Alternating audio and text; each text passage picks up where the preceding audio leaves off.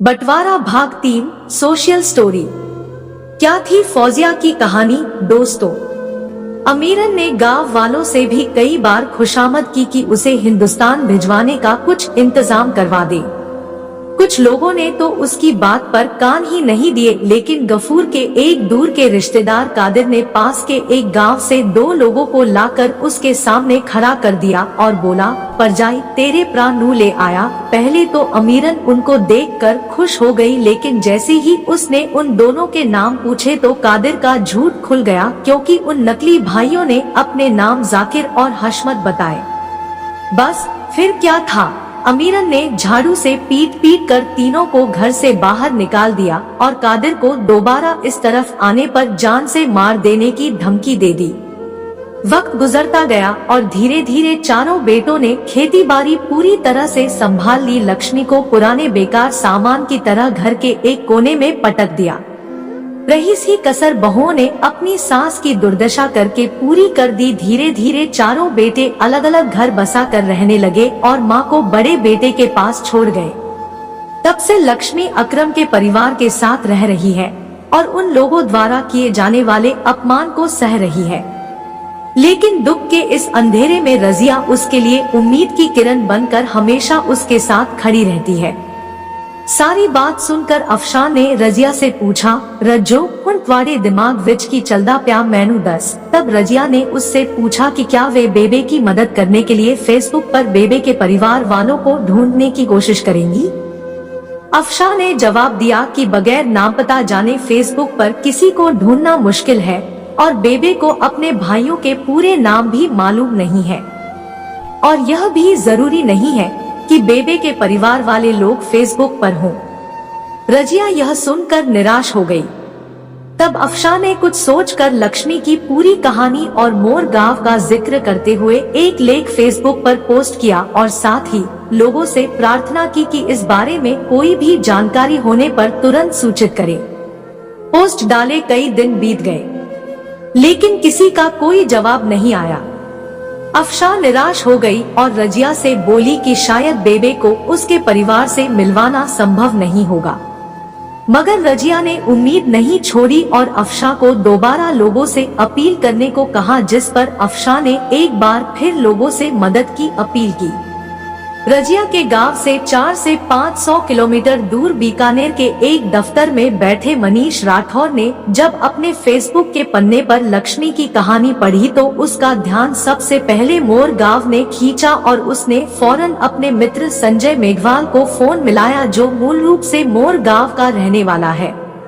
संजय, तूने फेसबुक पर लक्ष्मी की कहानी देखी? संजय ने शायद जवाब नहीं में दिया, क्योंकि मनीष ने उसे बताया कि कहानी किसी लक्ष्मी नाम की महिला से संबंधित है जो मोर गांव से पार्टीशन के समय गायब हुई थी। यार जल्दी से पढ़ पूरा किस्सा, हो सकता है तेरे पापा या दादाजी इस औरत को जानते हो। मित्र के आग्रह पर संजय ने पूरा किस्सा फेसबुक पर पढ़ा तो उसे ख्याल आया कि बहुत पहले दादू ने एक बार जिक्र तो किया था अपनी किसी रिश्तेदार के गायब होने का। दफ्तर से शाम को घर पहुंचने पर संजय ने अपने दादू को लक्ष्मी की कहानी के बारे में बताया तो किशन चंद मेघवाल तुरंत पलंग पर सीधे बैठ गए और खुश होकर चिल्लाए, म्हारी बीरी मिली गई। दादू से इस प्रतिक्रिया की उम्मीद संजय को हरगिज न थी। उसने दादू को तकिए से टिका कर बैठाते हुए पूछा कि क्या लक्ष्मी उनकी बहन का नाम है।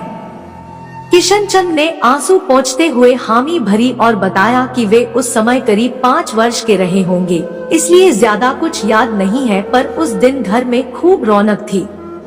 उनको लड्डू खाने को मिले थे और घर में गाना बजाना हो रहा था। लेकिन कुछ देर बाद ही शोर मचने लगा कि लक्ष्मी गायब हो गई है और मासा रोने लगी थी। सबने बहुत ढूंढा लेकिन बीरी कहीं नहीं मिली। मासा ने तो इसी दुख में बिस्तर पकड़ लिया और जल्दी ही दुनिया से चली गई। परिवार वाले भी धीरे धीरे बीरी को भूल गए। कि संजय बेटा, तुम्हारी बात हो सके 6 बीरी से? किशनचंद ने पोते से पूछा। पता करता हूँ दादू, संजय ने जवाब दिया और फिर से फेसबुक पर लक्ष्मी की कहानी पर नजर दौड़ाने लगा तो नीचे एक व्हाट्सएप नंबर दिखाई दिया। संजय ने तुरंत उस नंबर पर मैसेज करके अपना फोन नंबर भेजा और वीडियो कॉल करने को कहा। इसके बाद उसने यह खबर मनीष को दी और फिर अपने पापा व मम्मी को बताने गया। पापा तो खबर सुनकर खुश हो गए, लेकिन माँ ने एक सवाल खड़ा कर दिया, तुम्हें क्या मालूम कि ये असली लक्ष्मी है या आतंकवादियों की नई चाल? तुम्हारे पास क्या सबूत है कि वह औरत बाबूजी की बहन ही है? जानते तो हो कि आजकल न जाने कितने धोखेबाज झूठी कहानियां बनाकर लोगों को लूटते रहते हैं। तुम तो इन चक्करों से दूर ही रहो बेटा। माँ की बात में दम तो था, लेकिन संजय का मन कह रहा था कि एक बार इस कहानी की सच्चाई जाननी जरूरी है।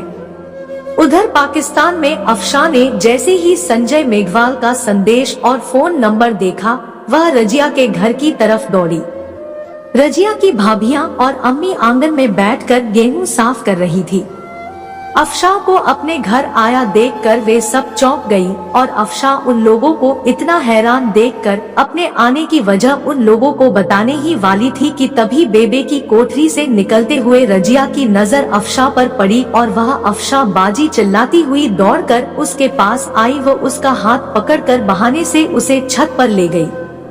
अफशां ने उसे बताया कि वह बेबे की बात उनके भाई से करवाने के लिए यहाँ आई है, इसलिए अभी बेबे के पास चलना जरूरी है, कहा। और फिर शुरू हुआ बरसों से बिछुड़े भाई और बहन का वार्तालाप, जिसमें बातें तो कम हुई लेकिन दोनों तरफ से आंसू ज्यादा बहे।